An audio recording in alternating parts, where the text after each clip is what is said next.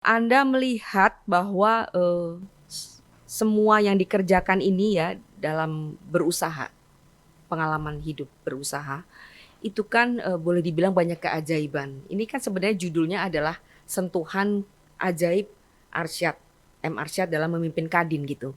Anda yakin nggak bahwa Kadin ini nanti bisa juga Kita harus percaya, sukses? harus percaya sukses. Mhm. Kalau kita nggak percaya nggak sukses, gimana mau sukses?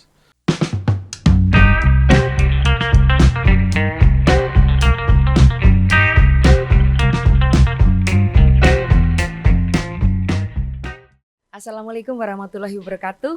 Halo, ketemu lagi dengan saya Winnie Ramdiastuti. Di seberang kanan saya ada pemuda ataukah pria dewasa? Harus muda terus. Jiwanya paling tinggi. Jiwanya muda dan ternyata beliau ini berdarah Komring, Komring Rasuan. Beliau adalah Ketua Umum Kamar Dagang dan Industri Indonesia, Pak Muhammad Arsyad Rashid Prabu Mangkuningrat. Ini ngomongnya Panjang pelan-pelan. banget. Mangko jangan salah. Dikenal sebagai panggilan sayangnya Kalau panggilan saya, kalau ini kebanyakan Arsyad, tapi kalau panggilan kecil tuh Acan. Acat. Panggilan manja. Manjanya. Oke. Apa kabar? Alhamdulillah, itu yang paling penting. Sehat dulu. Sehat ini. dulu. Pak Arsyad, selamat ya, akhirnya Anda akan melantik pengurus Kadin Sumatera Selatan. Oh iya, alhamdulillah. Dan rencananya hari ini, Hari setelah ini? dari sini kita akan ke sana untuk Oke. melantik, dan dulur kita Afandi akan dilantik menjadi Ketua Umum Kamar Dagang dan Industri Sumatera Selatan. Oke. Sejak Anda menjadi Ketua Kadin itu tahun 2021, itu masih zaman pandemi gitu kan ya. Dalam situasi yang serba tidak pasti dan juga terpilihnya Anda tuh boleh dibilang mengejutkan, menyeruak gitu ya. Karena orang tuh sebenarnya nggak banyak kenal dengan Pak Arsyad ya kan. Dalam beberapa riset yang saya lihat, Anda ini mengibaratkan bahkan diri Anda tuh seperti kapal selam. Iya betul, betul. Ngapo cak itu? Iya, karena selama ini hidup aku tuh bukan yang penting yang penting kita melakukan apapun yang kita pikir itu menjadi bisa kontribusi. Kan nggak perlu dikasih tahu semua orang apa yang sudah kita lakukan. Nah, jangan itu terus dulu tuh memang ya sebagai pengusaha ya kan, aku ya udah kapal selam aja. Kapal selam. Yang penting itu kan bahwa usaha kita fokus bagaimana kita membangun perusahaan, dan alhamdulillah diberikan rezeki oleh Tuhan Yang Maha Esa, ya akhirnya boleh katakan berhasil lah. Berhasil. Alhamdulillah. Oke. Jadi Anda ini boleh dibilang juga mencuri panggung ya? Waduh, mencuri panggung. Panggungnya siapa dicuri besar nian? Apa namanya, yang bukan saling mencuri, tapi intinya adalah bagaimana kita mungkin semua ingin membangun kembali persatuan kesatuan yang ada di Kamar Dagang Industri Indonesia.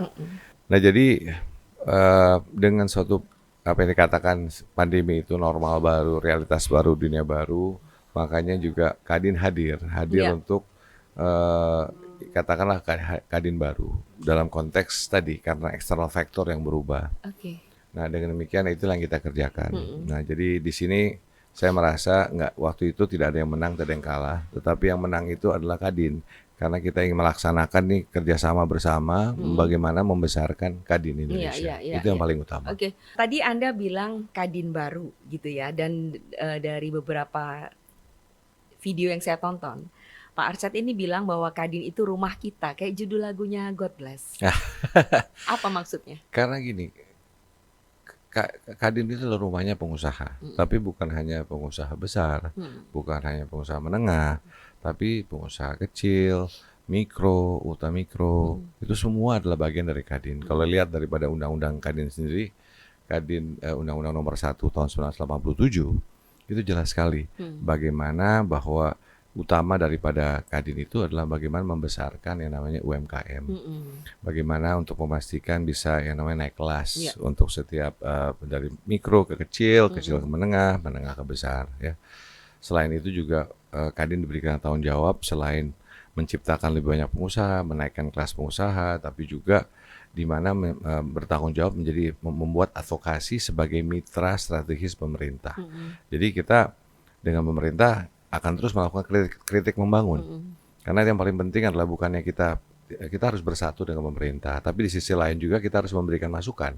Nah, masukan-masukan ini harus kita berikan, karena itulah untuk kepentingan kita bersama. Dan lebih lanjut lagi, kita ajak pemerintah bahwa sekarang ini Indonesia ini perlu yang namanya Indonesia Incorporation, kita bilang incorporated, yaitu apa?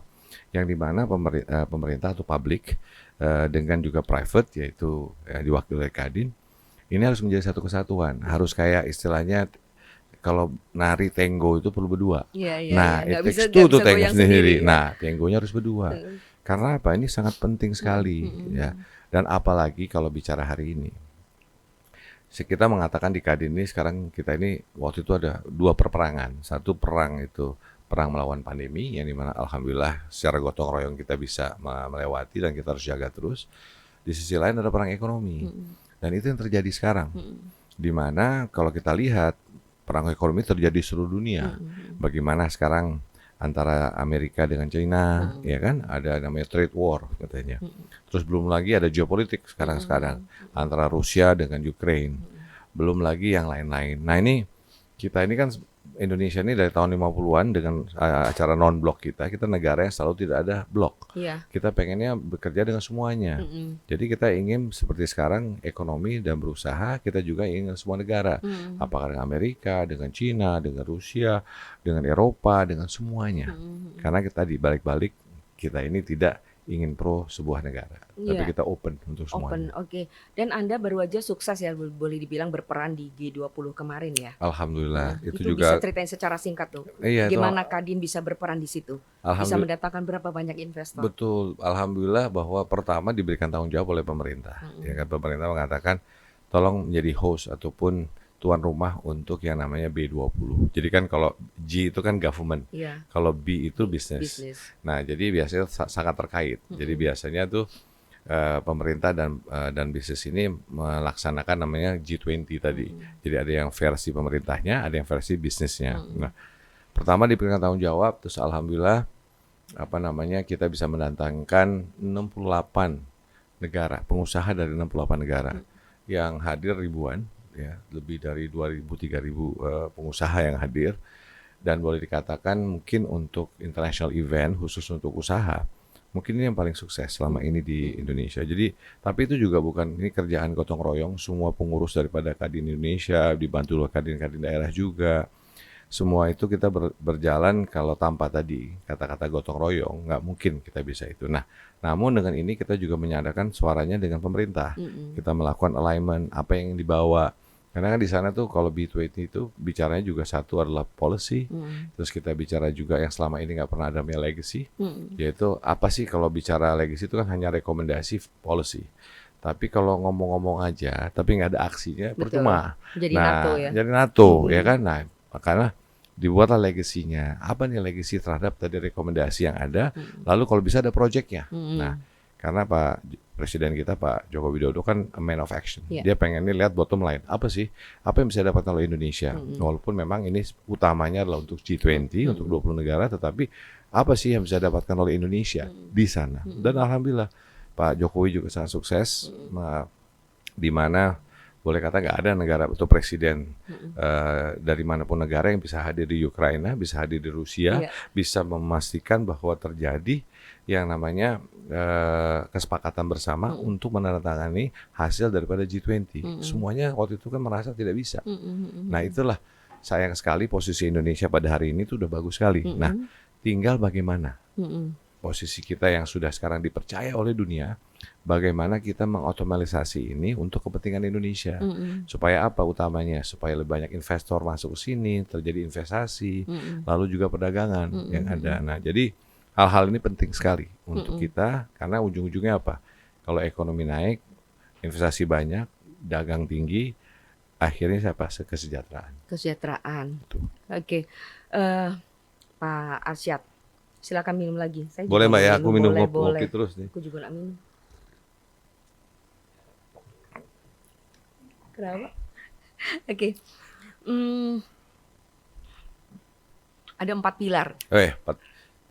di Kadin. Iya, di Kadin tuh Ada waktu 4 dari pilar. mulai awal, Iya. jadi kan kita bikin 5 tahun program Kadin. Nah itu jadi ada 4 pilar. Yang pertama bahwa Kadin itu punya moto. Iya, Motonya itu adalah inklusif dan kolaboratif. kolaboratif. Jadi kalau inklusif, we cannot leave anybody behind. Intinya itu. Kolaboratif kita harus punyai, ya tadi value kita kan gotong royong bersama-sama. Jadi itu inklusif, kolaboratif. Sebetulnya arti dalamnya itu adalah gotong royong. Gotong royong. Ya. Nah, dari situ 4 pilar. Pilar pertama kesehatan. Karena walaupun bagaimanapun kita harus pastikan bahwa kesehatan ini menjadi utama. Walaupun sekarang ini memang pandemi sudah berakhir.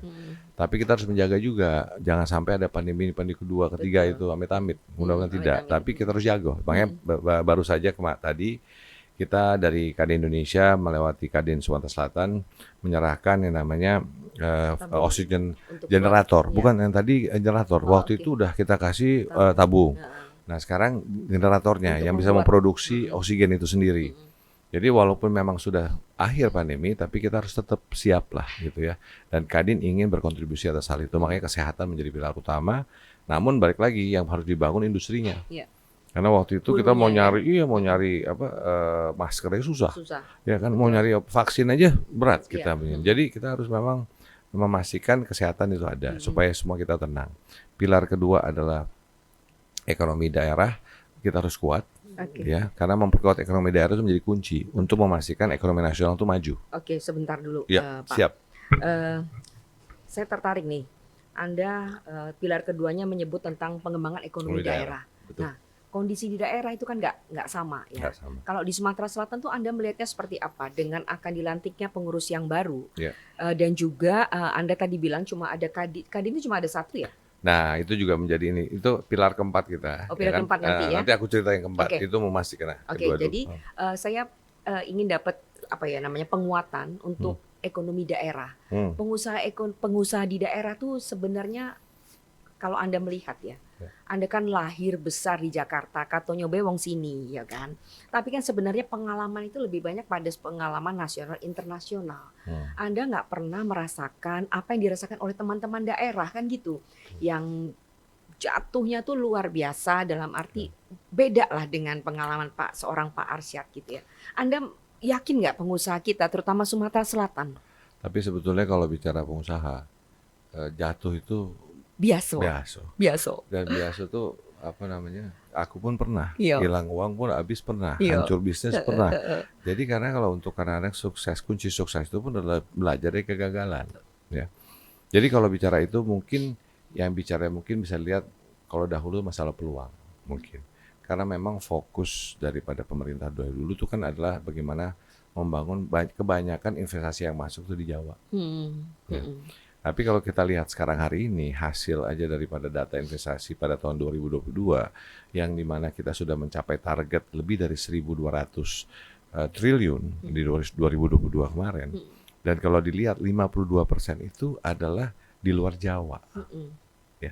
Hanya 48% investasi yang masuk di Jawa. Ini mencontohkan bahwa tidak terjadi lagi Java sentris. Karena yang kita lakukan harusnya Indonesia sentris. Ya kan makanya ada simbol juga ibu kota negara kita pindahkan ke IKN sana supaya memang pengembangannya tidak boleh dipikir hanya Jawa. Oke, Sumatera harus maju, Indonesia Timur yang lain harus maju, harus merata. Kalau enggak tidak akan ada pengembangan. Nah, balik ke pengusaha daerah. Saya melihatnya memang pengusaha daerah selama ini tidak diberikan kesempatan. Tidak diberikan kesempatan.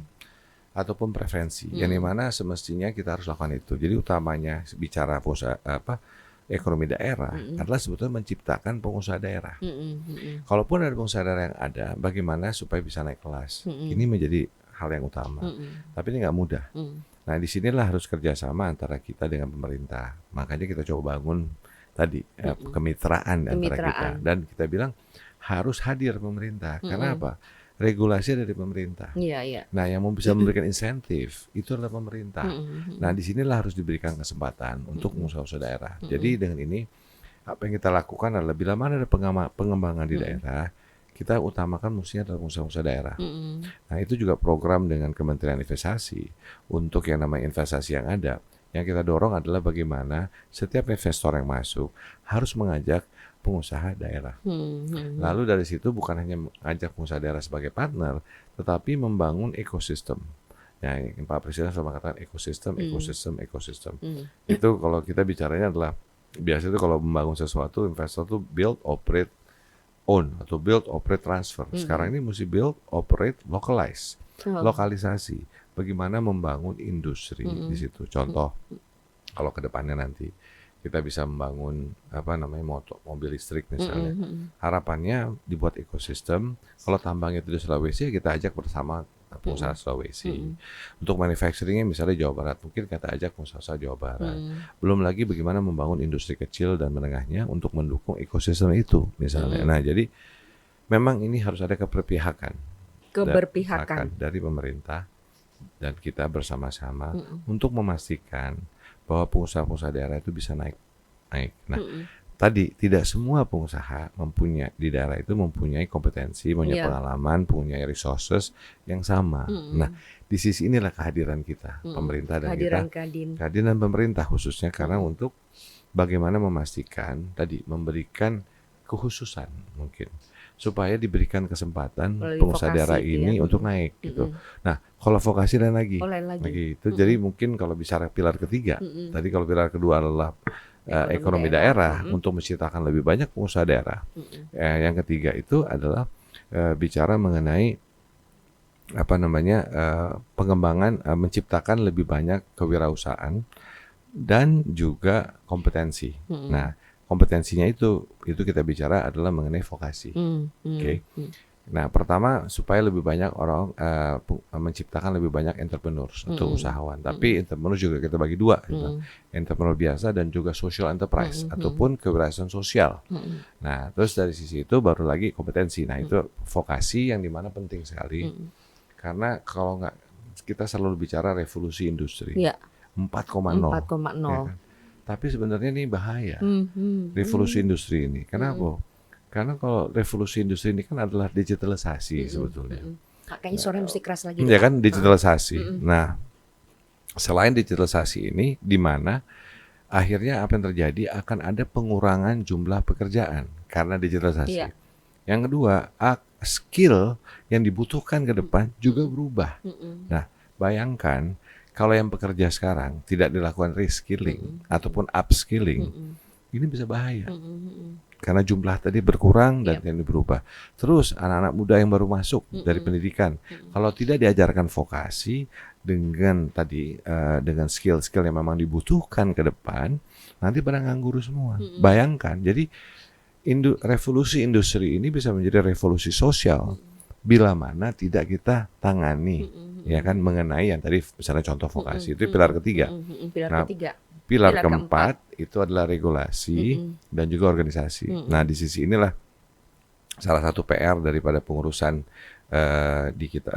pada Kadin Indonesia 2001-2006 adalah juga bagaimana memastikan mengenai regulasi yang ada. Supaya jangan sampai katanya ada kadin sebelah, ada kadin tandingan, nggak ada, ini semua harus kita satukan.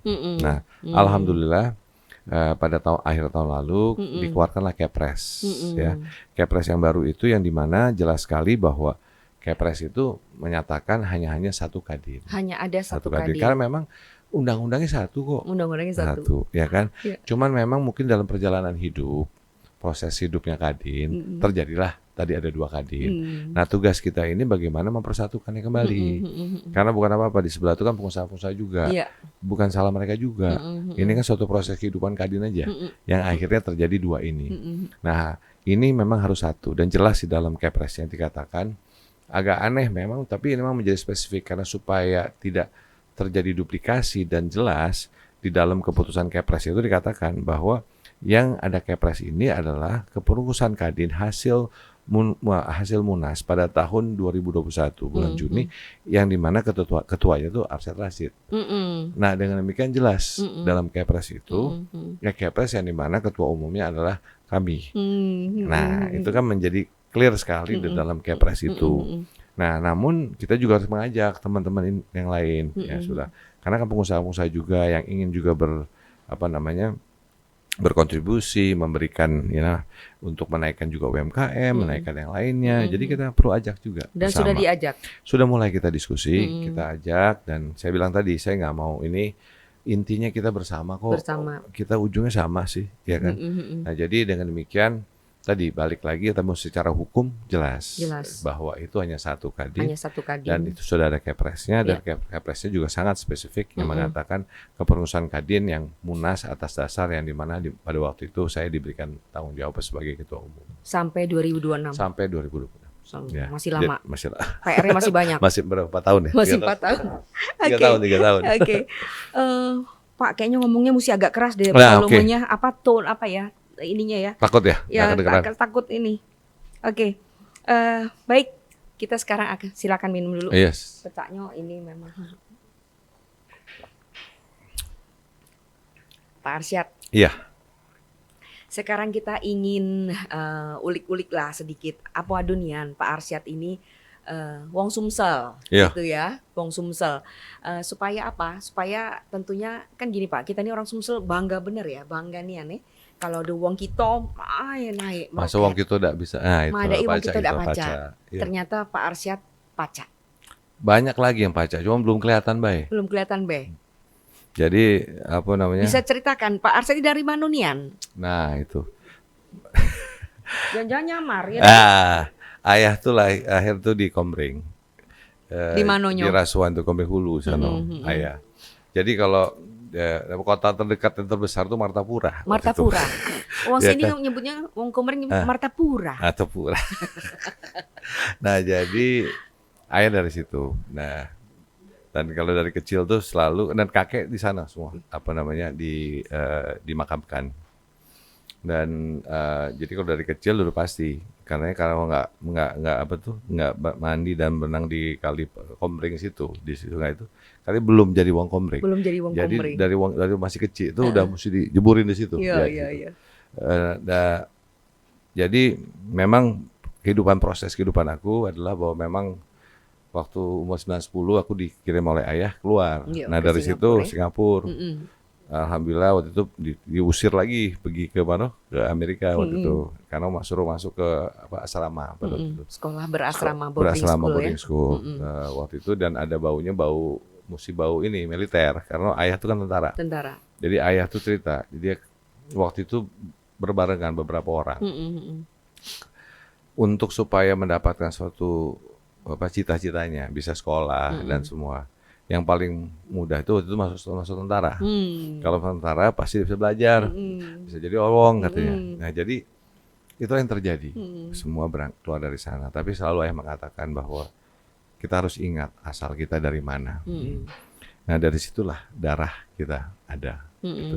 Nah jadi alhamdulillah saya bisa berbangga bahwa paling sedikit 50% daripada darah ini kan darah dari Palembang. Ayah tuh dari sini. Dan bahasa di rumah cuma dua. Bahasa kalau Palembang masih aku bisa ngerti. Tapi kalau bahasa Komering, boleh aku bilang kayak bahasa Perancis. Susah banget. Jadi tapi ya itulah ayah selalu bicaranya gitu ngomong Komering. Jadi kalau dibilang itulah saya. Dan makanya balik kepada saya sih pengen mengajak semua teman-teman, sahabat-sahabat, saudara-saudara kita di Sumatera Selatan ini bahwa kita harus maju, harus dan bisa baca kita nih semua, dan bukan hanya yang ada di Jakarta, tetapi yang juga di daerah. Contoh banyak sekali pemimpin kita. Kalau waktu itu kan Pak bekas Kapolri baik ke Pak Tito dari sini, banyak dari sini, banyak pejabat Kemas di sini, almarhum ya kan, Pak Mizat, banyak sekali. Jadi tinggal bagaimana menciptakan lebih banyak lagi pemimpin-pemimpin dari Sumatera Selatan. Tapi juga pemimpin itu tidak perlu mesti di pemerintahan, nggak perlu jadi tentara juga, nggak perlu jadi polisi, nggak perlu pegawai negeri, bisa jadi pengusaha juga, bisa jadi pengusaha, menjadi wirausaha, Sanlu bisa betul. Itu salah satu contoh, ya kan? Itu bangga sekali kita sampai hari ini mungkin salah satunya yang selain dari KTB dulu ya. KTB masih kan Kramayuda tuh. Ya. Nah jadi itu suatu kebanggaan. Nah mestinya kita bisa menciptakan lebih banyak lagi Sanlu bisa yang ada di Sumatera Selatan ini. Dan Anda salah satu di antaranya tentu. Alhamdulillah, insya Allah. Kita ini kan nggak pernah stop untuk belajar, untuk berusaha terus. Nah, itu yang mungkin juga saya ingin katakan kepada saudara-saudara di Sumatera Selatan. Kita nih mesti hidup seperti padi katanya. Kalau tambah besar, tambah ini, tambah nunduk gitu. Jadi aku percaya sekali humbleness itu, Tuhan tuh sayang dengan humbleness. Jadi kalaupun kita sudah banyak ya, kita jadi ilmu padi baik. Sudah itu banyaklah kita membantu. Amal ibadah penting sekali. Dan saya percaya ini, apapun saya lakukan, itu kalau fokus dan kerja keras, ada aja jalannya. Allah SWT tuh sangat adil, sayang dengan kita. Pasti ada jalan keluarnya. Makanya jangan give up. Iya, tapi kan gini Pak, ini tapinya tuh kenapa? Nggak Paling apa-apa. tidak saya mewakili orang kebanyakan, pengusaha kebanyakan. Boleh dibilang pengusaha gurem juga bisa masuk Kadin ya, tentu saja kan ya Pak ya. Orang tapi kan akan membanding-bandingkan meskipun ada lagunya gitu ya. Jadi banding-banding gitu. Tapi ngelihat kalau Pak Arsyad ini kan sudah banyak karpet merahnya dari kecil ya kan. Meskipun pengalaman hidup juga luar biasa, saya udah baca-baca, gagal itu bukan main-main kan gitu ya. Apa sih yang Anda mau sampaikan gitu ya, ke pengusaha di Sumatera Selatan untuk meyakini tentang value-value yang Anda selalu bilang? Saya ingat apa yang Anda bilang, pemimpin itu harus mempunyai harapan, memberikan harapan, betul. Dan juga memberikan harapan. Betul. Bisa ceritakan boleh titik terendah dalam hidup seorang Arsyad ketika mengalami itu sehingga orang terinspirasi? Pertama bahwa tadi memang saya katakan adalah kepemimpinan dengan asa. Pemimpinnya asa. Asa itu kan harapan. Yang dimana seorang pemimpin itu harus bisa memberikan harapan terhadap subordinasinya, namun juga harus bisa memberikan harapan pada diri sendiri. Itu yang paling utama. Kenapa? Karena kalau kita seorang pemimpin, siapa yang akan memberikan harapan untuk kita tadi? Nah, asanya itu sendiri, saya menjabarkan itu sebagai A-S-A. A-nya itu authentic. S-nya itu spiritual. A-nya lagi agility. Nah, jadi asa. Nah, bicara authentic, itu adalah bicara bagaimana kita menjadi orang diri pribadi kita sendiri. Kadang-kadang, apalagi sekarang banyak teman-teman, adik-adik kita, anak-anak kita di millennials, itu jangan mencontoh. Kalau belajar, melihat, mempelajari, monggo. Tetapi harus menjadi diri sendiri. Kenapa? Karena Tuhan itu, Allah Subhanahu Wa Taala itu sangat adil, memberikan kita suatu leadership yang ada di dalam kita yang berbeda antara satu dengan yang lainnya. Jadi sebetulnya ada leadership di dalam ini, dan itu bukan hanya untuk yang besar. Leadership itu sampai manapun bisa ada seorang leadership, gitu ya. Nah, be yourself. Jadi benar menjadi diri sendiri, apa adanya. Kalau begitu biasanya saya percaya energi positif kita itu akan keluar.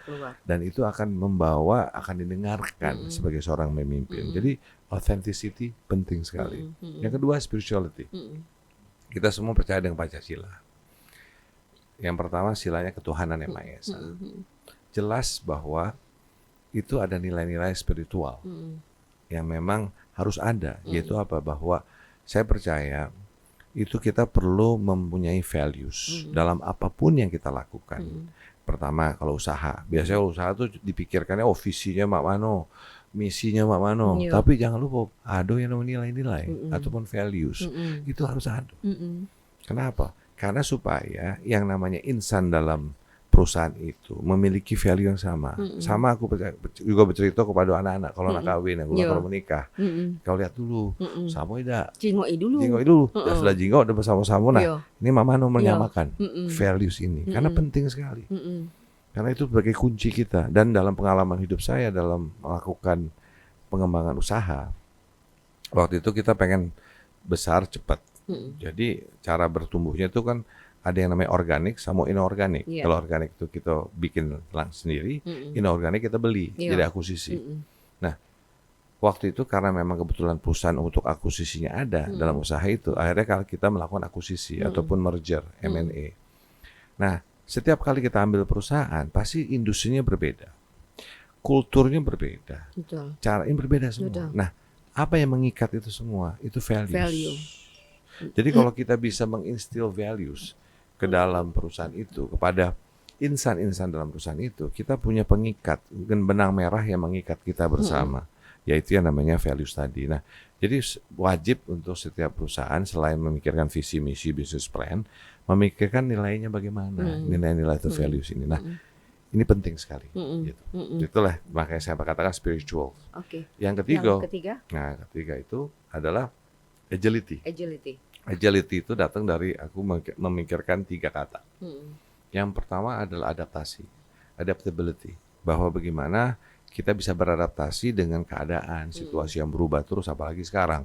Berubah ini, berubah itu, kan tiba-tiba nggak tahu ada perang itu, tiba-tiba harga energi naik, harga ini naik. Nah, kita harus bisa beradaptasi. Nah, beradaptasi dengan apa? Yang kedua, inovasi.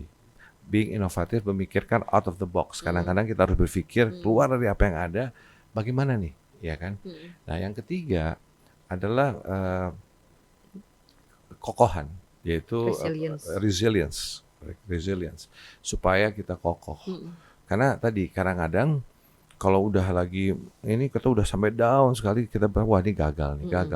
Tapi kalau kita pikir gagal itu ya gagal itu. Gagal nian. Nah, ini harus kita pikir positif. Nah, itulah harus yang namanya perseverance dari arti kata tadi, supaya kita perseverance-nya kuat. Walaupun kita yakin pasti ada, insya Allah.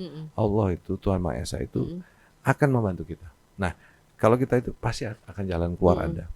Nah, itu yang menjadi 3. Makanya saya mengatakan leadership yang saya pikirkan adalah asa tadi. Jadi supaya menjadi pemimpin yang memberikan harapan dan juga memberikan harapan pada subordinasi dan juga pada diri sendiri. Oke. Itu.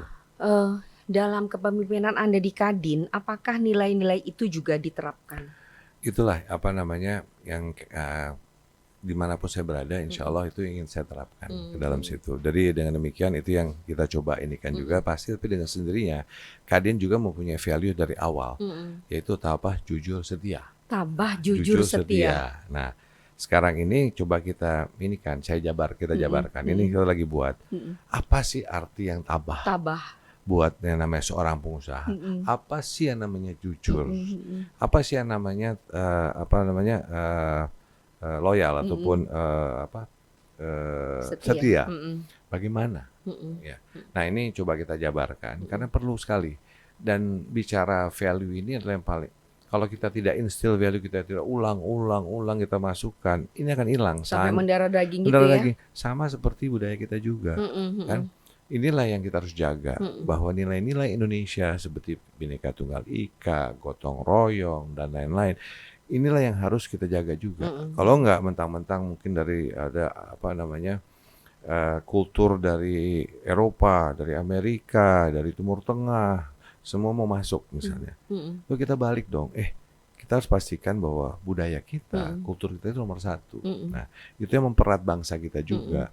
Dan di setiap daerah itu juga mempunyai kekayaan atas budaya juga yang berbeda-beda. Nah, ini juga si pengusaha atau investor yang kita hadir itu kita bilang juga, Anda datang ke Indonesia itu beragam. Jadi nggak ada satu solusi untuk Indonesia. Jadi Anda sudah berusaha misalnya di Surabaya, terus Anda pindah mau usaha di Palembang, budaya pasti beda. Jadi harus kita itu. Nah, apalagi tahun ini juga Indonesia ini selain tahun lalu kan G20 menjadi ketuanya.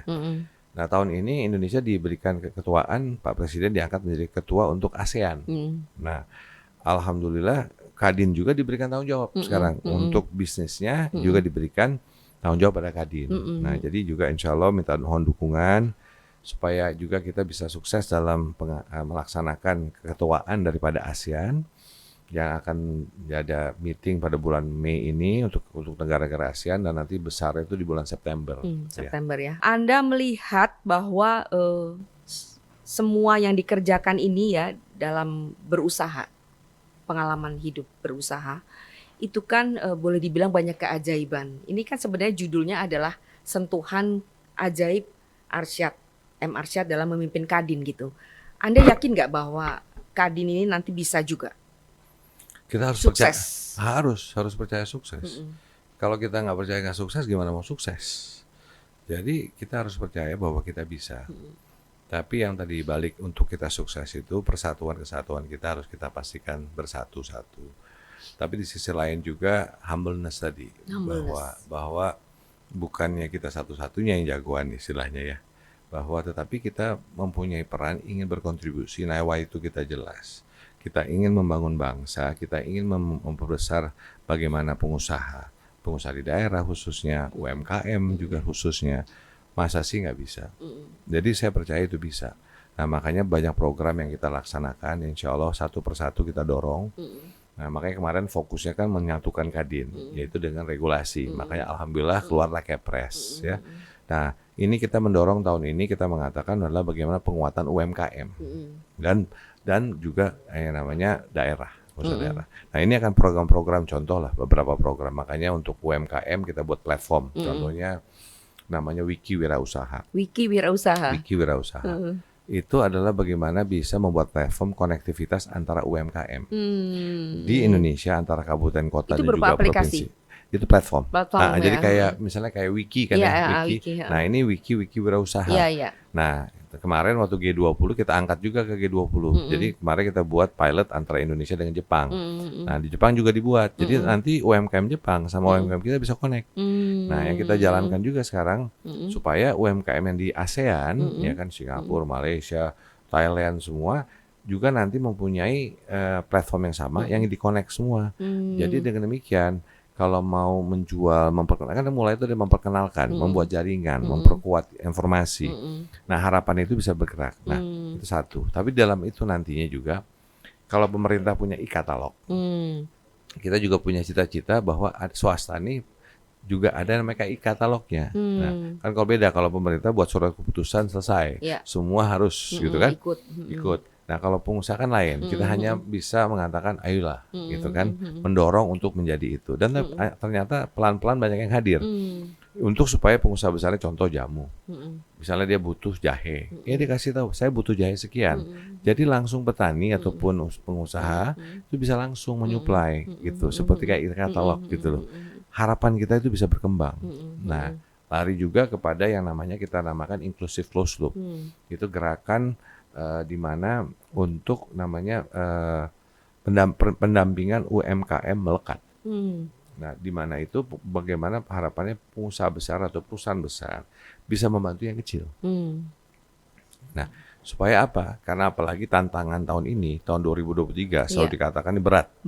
Dan Presiden selalu mengatakan banyak negara-negara yang sudah masuk bangkrut, masuk ke IMF dan semuanya. Dan ini tantangan buat kita berat sekali untuk Indonesia.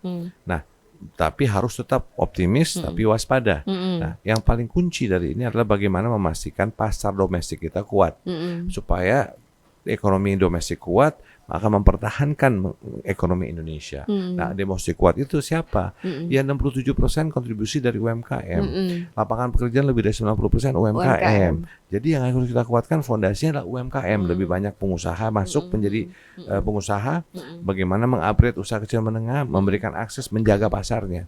Jangan sampai produk-produk luar bisa masuk. Ya kan? Dan itu mematikan. Nah, itu yang harus kita stop. Jadi balik-balik lagi saya berharap di Sumatera Selatan juga gaung daripada ingin bukan hanya kerja tapi jadi pengusaha. Itu juga harus. Saya berharap itu, dan mudah-mudahan Mbak kalau nanti ini kita bisa ngobrol-ngobrol lagi. Kan kalau misalnya ini kan bisa ngobrol jarak jauh ya. Betul. Jum-juman kita bisa nanti kami bikin acara. Kita bikin acara, kita bisa ini kan. Iya, bisa, dan kami udah sering kali melakukan itu. Bisa Mbak gitu Mbak ya? Bisa. Pacak kita atur. Oke. Satu lagi adalah Anda sudah mulai masuk dalam bursa ini. Bursa apa? Bursa efek. Masuk dalam bursa, disebut-sebut untuk ada di parpol, dan kemudian ada yang menyebut juga bakal calon wakil presiden. Apa komentar Anda? Alhamdulillah, wa syukurillah. Kalau di ini kan ya pasti alhamdulillah. Tapi intinya balik kepada saya, kita fokus pekerjaan kita. Alhamdulillah sudah ada yang menggaungkan, ada yang mengatakan ini dan menanyakan. Saya bilang semua itu lari kepada Allah Subhanahu wa taala. Itu takdir. Takdir itu di atas. Jadi apa yang kita lakukan sekarang, fokus mengerjakan apa yang sudah ada di depan kita. Tanggung jawab saya adalah sebagai Ketua Umum Kamar Dagang dan Industri, saya ingin fokus di situ. Bila mana jalan itu terakhirnya bagaimana, itu balik kepada Allah. Jadi saya percayakan bahwa rencana, kita boleh mengapapun, tapi rencana itu ada di Allah Subhanahu wa Ada di taala, Allah ada di Subhanahu wa Tuhan Maha Ta'ala. Esa. Oke. Jadi ikut aja, aku kerja aja, kerja apa yang ada dan coba bagaimana bisa memberikan kontribusi impact kepada Indonesia dan juga kepada bangsa Indonesia. Oke, Anda seorang nasionalis nih, dari tadi ngomongnya gotong royong, Pancasila, Bhinneka Tunggal Ika, Unity in Diversity. Itu kayaknya melekat sekali. Oke, terima kasih banyak Masih atas banyak, terima kasih. podcast kita ini. Semoga Terima kasih bermanfaat banyak. bagi para pengusaha Sumatera Selatan. Kita akan jumpa lagi nanti lewat Zoom ya, Pak Yes. ya, bersedia Bersedia, ya? kita Ya, lewat Zoom ya. bisa lewat Zoom. Terima kasih sekali lagi. Wassalamualaikum warahmatullahi wabarakatuh. Waalaikumsalam warahmatullahi wabarakatuh.